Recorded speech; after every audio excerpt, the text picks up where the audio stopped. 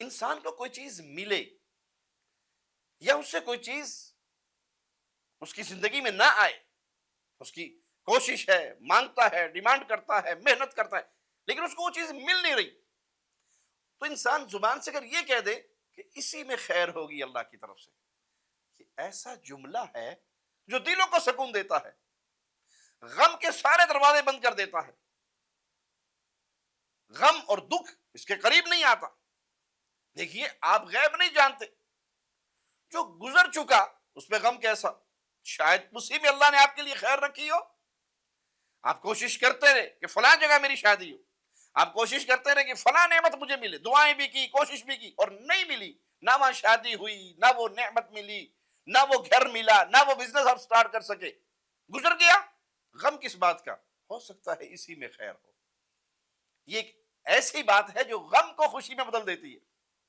اسی لیے جس بندے کا اللہ سے تعلق ہو، وہ نفسیاتی بیماریوں کا شکار نہیں ہوتا، اسے گولیاں نہیں کھانی پڑتی، وہ ہر رہ جانے والی چیز پہ یہ کہہ کے دل کو تسلی دیتا ہے کہ اسی میں خیر ہوگی اللہ کی طرف سے، اور ہر مل جانے والی چیز پہ شکر ادا کرتا ہے کہ اللہ کا شکر ہے، اللہ نے مجھے یہ دی، اسی میں خیر ہے۔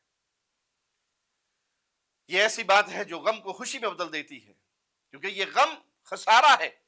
کسی کی جدائی میں، کسی کے دکھ میں آپ اپنے آپ کو ہلاک کر لیں، اس کی اسلام نے ہمیں تعلیم نہیں دی۔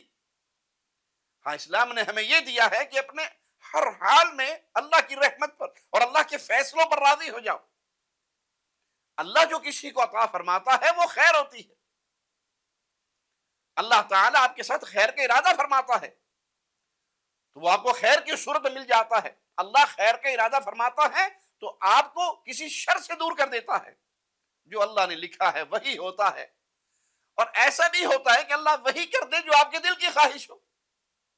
خوشی کی حالت میں اللہ سے شکر کا معاملہ کیجئے، اور غم کی حالت میں صبر کیجئے، اللہ آپ کے گناہ معاف کر دے گا۔